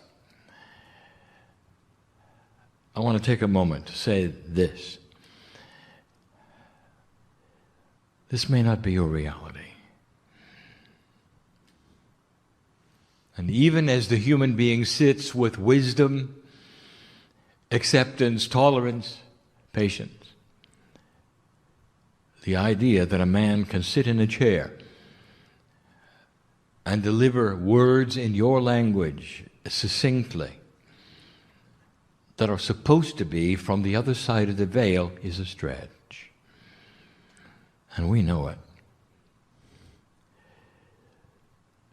When we speak to the individuals in the room through intuition, it's often not seen, heard, acknowledged, sometimes discounted, and we know it. And that's why they call it a veil. There is a separation between the consciousness of a 3 or 4 single-digit human being and a multidimensional creative source, and we know it. And so much of the puzzlement that goes on with the old soul trying to connect with a higher power is the puzzlement of not truly understanding what's on the other side of the veil. It would be like you driving across a bridge having no idea what will be on the other side, whether there'll be roads on the other side, whether or not that physics works the same way for your car on the other side. So how is it that you're expected to have a linear communication with an energy that is benevolent and loving and compassionate, but you really don't know much about? Now I'm speaking to you in your language, and I'm doing it in a linear way that is one word after another. And that is not how I'm speaking to my partner. And it took him years to take a language that is not linear and put it into linearity. And I would like to tell you what was involved, because both of us changed. And that is the secret. God is not a static God, one that is uninterested in energy in the sky that just lays there and hopes you get it right. It is a benevolent, loving entity, if you wish to call it an entity that knows you personally because you're part of it. You are a piece of the energy of the Creator. Therefore, as you reach your hand out, we reach ours out too. And so that expression of free will has to do with intent. And as you reach to us and you say, I wish and I intend to communicate in a way that is succinct, understandable, accurate, and pure, you've got help. For we then start to change the way we see you because of the way you see us. You open a window for both. And so through the years, my partner, through the window that he has opened, has changed the way we communicate with him. And we have become more linear. And he has become more multidimensional. And in that process, you get purity, understanding, and a succinct message. And if you study the channeling of Kryon, you will see the structure in the message. It's compartmentalized. It's logical. There's a start, a middle, a finish. And none of these things will you see in a multidimensional energy, a soup where there is no time. And so something had to happen in our communications that would allow this meld. And what about your intuition? It is the same. As you start to practice that which you call intuitive thought, if you wish to hold on to it longer and see what it says, the sender of the intuitive thought will also change. You are giving intent to straighten out, interpret, and translate the message as you give intent to hear it. Human beings are compartmentalized to the max, and this is part of being a three-dimensional human. You actually are in 4D, but you call it 3. And past that, there is a multi-dimensional soup, not even countable. It doesn't go 5 on. It goes 1, 2, 3, 4, all. And it makes it so difficult to cross that bridge. And so what I'm going to tell you next is going to trigger confusion. And it's exactly what I want to do. Because I wish you to think out of the box. In order to do this, I will present a scenario that involves what you would call the human soul. Now, I just gave you an expression that is incorrect. It's only incorrect because human language betrays the bias of singularity in the phrase. The meaning a, human belonging to one, soul, not souls, singular. So you have one, human soul. It belongs to you, you belong to it. End of story. And that is how you portray it, and that is the way you think of it. So let us take that concept apart in a way that you will understand. And again, we start in that marvelous field, long time ago, when the prophet Elijah, with free will, decided to ascend. One of the only human beings, through free choice, who decided to ascend on his own schedule outside of the transition of death, and in his case, had somebody watching and taking notes. And when he did it, the first thing that the note-taker, whose name was Elisha, saw was that he turned into a ball of light. And so we have the concept right now of something happening and the question of what it was. For whatever the energy of the human soul was did not go into the sky and turn into light. Nothing came down to get him and turn into light. He turned into light while he stood in the field.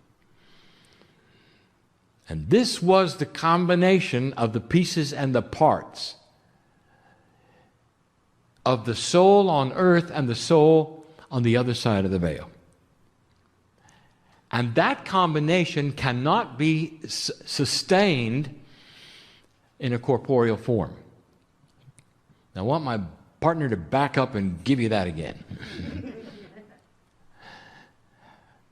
When you decide to come into this planet, dear human being, you already have a soul on my side. And it's not a soul, it's part of the soup of God. It's a collective, a confluence of energy that can never be separate. A piece of us is imbued in you. A piece. It's not possible for you to come into this planet with your entire self that is spiritual. You cannot bring your whole soul in because you would vaporize like Elijah did. Part of you has to stay on my side of the veil. And so the working puzzle here, and that you see, is you already have a soul split. And that soul split is the communication strand, some calling it the silver cord, that keeps you grounded on the planet but allows an open portal through the pineal to that which is the peace of God you are. You call it the higher vibrating self, higher self. And so your quest for the higher self is really the quest to talk to that part of you on the other side of the veil, which you call God. Are we confused yet? This is the easy part. So I hope you see this part, because the rest of it gets really confusing. And here you are on the planet, a piece of you. Because you are sacred part of the creative source, the other part of you remains on my side. What you call the other side of the veil. And now you're walking the earth with a puzzle. How do I connect? How do I connect? The old soul is the first one to ask that, because lifetime after lifetime they have felt the connection and they wish to reconnect it again. And this is part of what brings you to the chair, or to listen to this channeling, or to know more about your soul. So let us say this is the starting part of this story. Now it gets complicated. We have told you that upon your death, a piece and the part of that which is your soul energy stays on the planet in several ways. We'll talk about the living way so it doesn't get even more confusing. You stay with your loved ones as part of their guide set. And we have told you this before. How many of you sitting in the chairs, listening right now, can feel those you've loved and lost around you? And I will tell you, you've got to be dense as a brick not to. Because the old soul knows I'm right. If you've lost parents, they're with you. If you've lost children, they're with you. This is part of the most grand system you can imagine. And in the new teaching, in this newer energy, it is going to start to get more complex, because you're able to understand it. Swallow hard and say, although I am singular, I get it. You don't have to know the physics of it. But if you could be multidimensional and you would understand what the physicists call quantum, you'd know you can be in several places at the same time. Multidimensional energies that you can see on the planet, you can prove can do that. So it's not such a stretch that the soul can too. And you cannot ask the questions, where am I? You can't, because you're everywhere. Your focus at the moment is in your human body. But part of your soul is on the other side of the veil. Now it gets complicated. When you pass on, the corporeal part that was in your soul, part of it goes to collective, and you become complete, except that you leave some behind, and you leave it with your loved ones who remain. Now they have part of your soul as their guide group, and they're walking around on the earth. So let's take a summary. You have come and you've gone, you've departed, and now you are on the other side of the veil as a part of God, except pieces of you are with your loved ones, depending upon how many you have and how many children, and even those you've fallen in love with that are still here and you're not. They don't even have to be biological family. They're karmic family. You may be a piece and a part of as many as 25 or 30 people on the planet, and they're walking around. Now, how many are you at this point? And you can't answer that any more than you can say, how many are in the soup that we have discussed? Now, get ready for the hard part. You decide to reincarnate. And you do. And in comes the precious baby. And the cave of creation knows you're coming.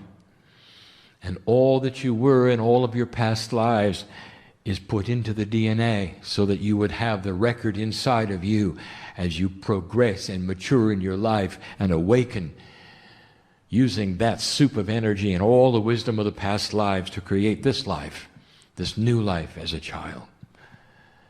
And so here you are, reincarnated on the planet, and at the same time you're on the other side, and at the same time you're with 25 other people. So where is the soul now?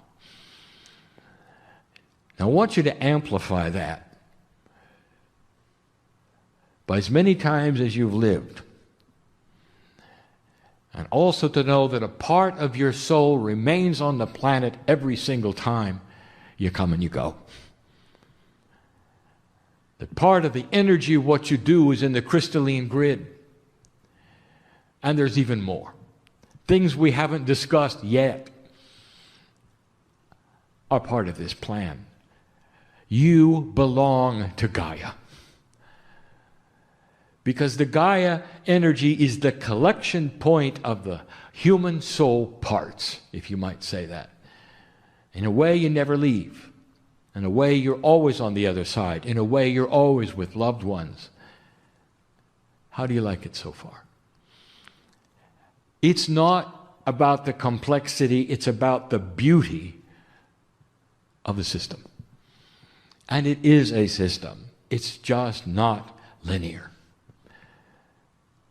And in our view, the hardest thing to tell you is this: because we have no time like you do, and because we have no linearity like you do, we see the culmination of all of your past lives and all of your karmic family happening all the time, and we see your imprint as enormous. I hope you get this. As you sit in the chair, we see the enormity of your soul influence on earth. And that is why we wash your feet. And that is why we congratulate you for what you've done. We don't see it a lifetime at a time like you do. We don't even see the complexity we've just given you. We just see your imprint and your stamp of this beautiful soul on so much of the planet, and so many humans who have also gone on to be old souls and shared it with their loved ones and karmic family. In a way, you might say the creative soul of you is everywhere. And I wanted to give that to you in these short moments so you'd have a better idea, not just of who you are, but as how we see you. Is it any wonder that our hand is always outstretched, waiting for pure intent?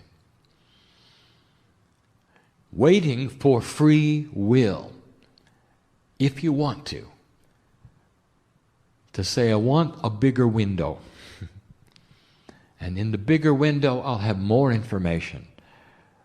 And in the bigger window, I have more opportunities and more power, literally, to create that which I wish to create.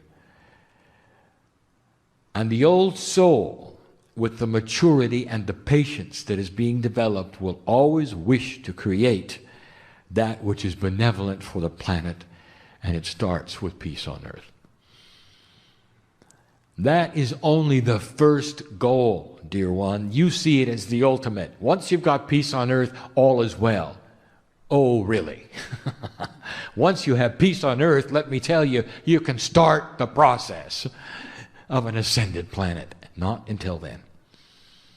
When you stop killing each other, we can begin. Now, we've never said that before either. There is so much ahead of you. And the old souls in the room are not done with your work. Do not interpret this as, oh my goodness, I'm going to be tired. Because you don't have the mind of God while you sit here in a corporeal body. When I see you on the other side of the veil, yet again, we'll celebrate and congratulate you as you return quickly in order to continue what you won't miss, the party you won't miss. This is what we see. It's the reason we're here.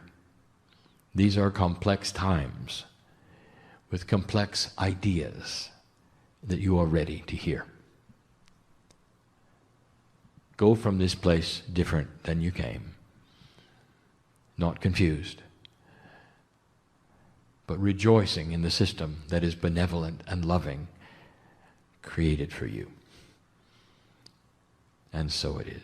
So how do we find that place of joy when we're in distress or we're empathically feeling into a situation?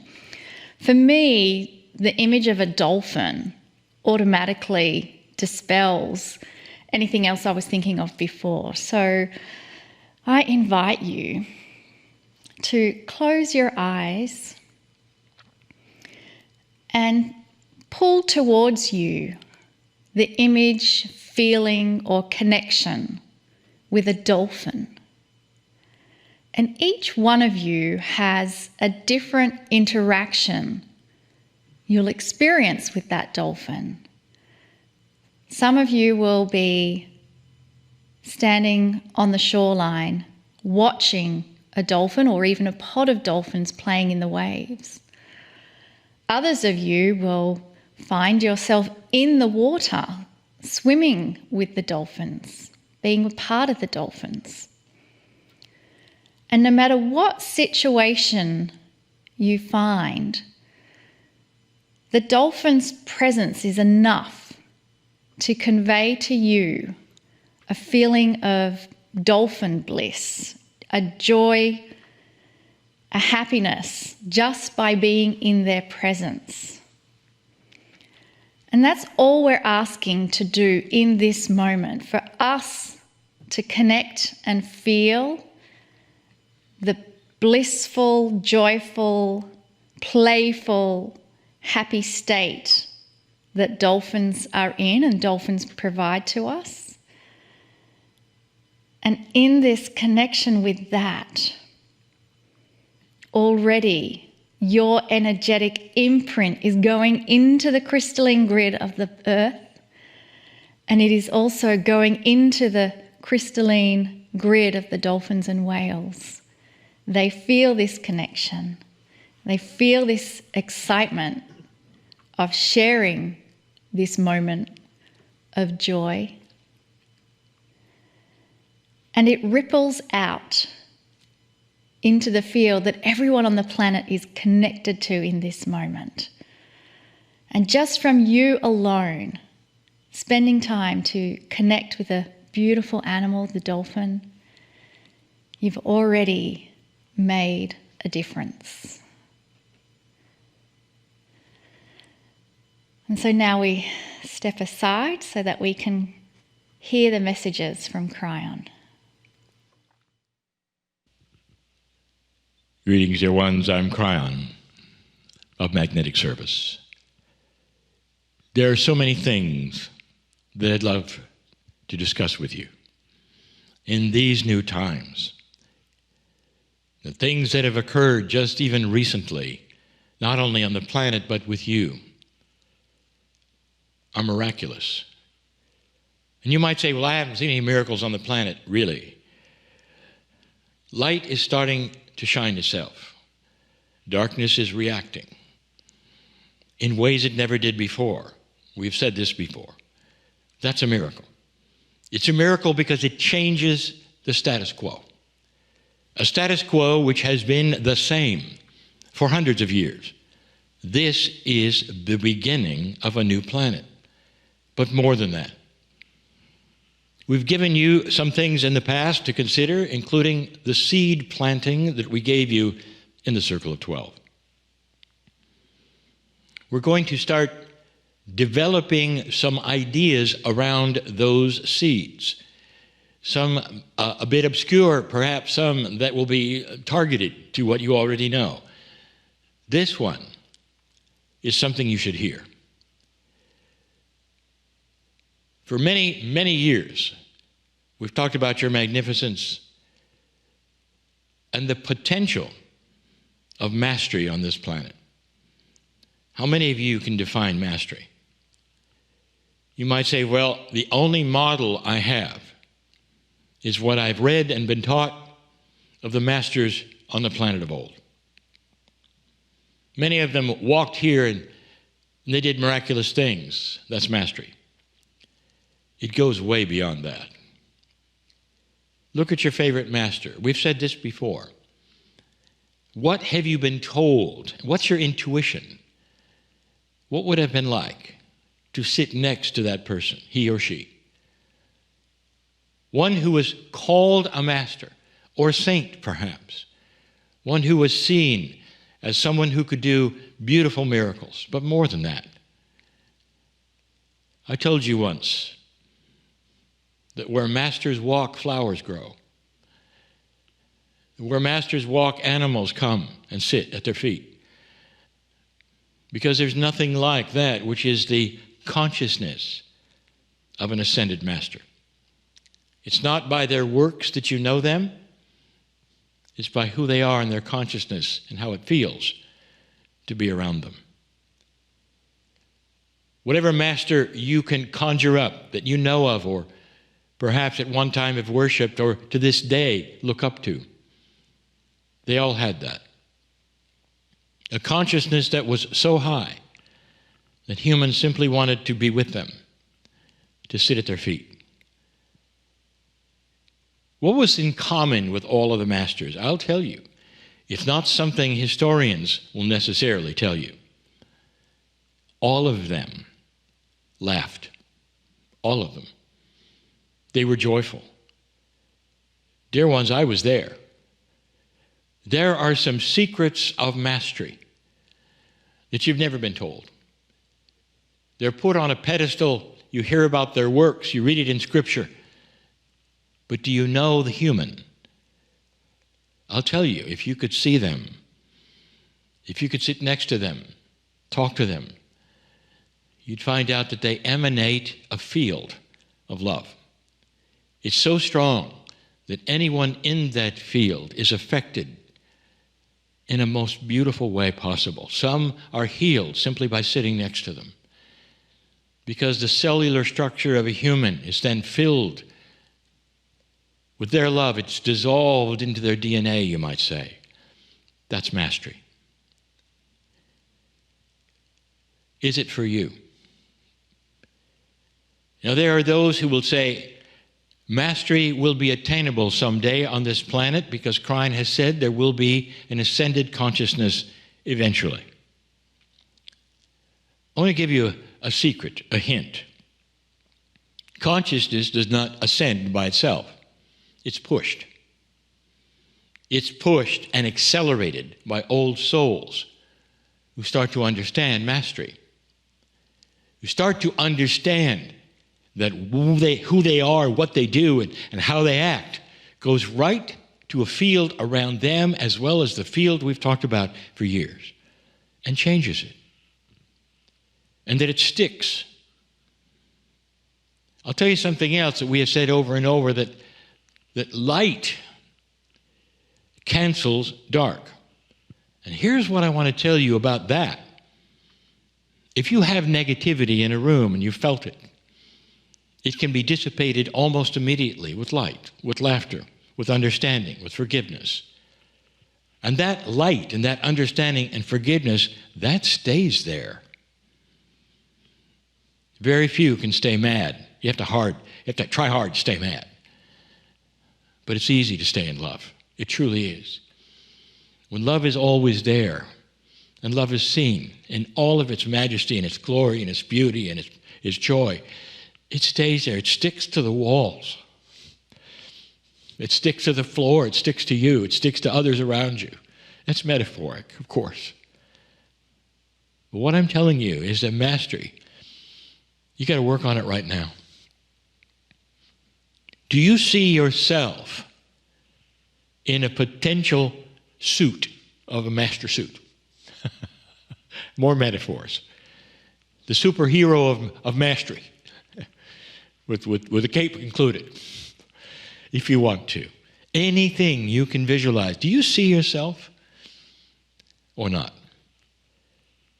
The first key to becoming anything other than what you are, the first key to seeing mastery in your life is to see yourself as part of it. There are so many who say, well, it's unattainable. Why should I try? Or perhaps you've been taught that you shouldn't try. Perhaps you've been taught that you are a lowly human, and that only masters who have a godly self could do these things. And perhaps you're not able to because you've been taught that you have that which is a darkness, a dirtiness. It's a human trait, and you came with it. That's trained. That's not truth. That's trained. That's not how it is. You come equipped with love. Your soul that we take you to so often, it comes in with love. Your society is very good at training you out of it. Not the kind of love that a parent has for a child, dear one. That's beautiful. That's lovely. And so many of you are fortunate to have that. Love in your life from a partner, from a pet. So many of you are so fortunate to have that. No, I'm talking about what comes in with you, with your soul, which tells you you're beautiful. That from your soul which tells you that the next step as you grow up is to create mastery in your life. That is intuitive. That is who you are. Did you know that? If this is the first time you heard that, I want you to take that in right now. You came in with the equipment of mastery. Most of the masters on this planet, they didn't walk around saying, I'm light and you're not. They didn't say that. Almost everything a master said or told you or wrote or told their disciples was, look at me. This is what you can be. Look at me. Look at what I am and what I do. I'm a human being, just like you. This is you if you want it. You all come in, you might say, as sons and daughters of the creative source. You are a soul first and a human second. And somehow the training has been all the dirtiness of the human that cannot somehow get to God. Who constructed that for you? I want you to think about deconstructing that in your life. You are masters, the potentials of the future, every single one. Tonight, in the Circle of 12, I won't give it away completely, but I'm going to continue this in this meditation of the Circle of 12 and what you can do about it and how to proceed. Every single one of you have mastery in your future if you wish, some kind of mastery, a change of life that then will affect others around you. The beauty of love that will seem to penetrate everywhere you go like a bubble. Wherever you move, wherever you stand, people will see it's safe to be around you. It's a good thing that you're there. They'll laugh. They'll love with you. That's the beginning of mastery. When you have that, everything else is possible. Is that for you? Do you see the mastery suit hanging in the closet, dear one? Or not? That's the first step. See yourself there. See it as you. And then it will happen. I'm crying in love with humanity. And so it is.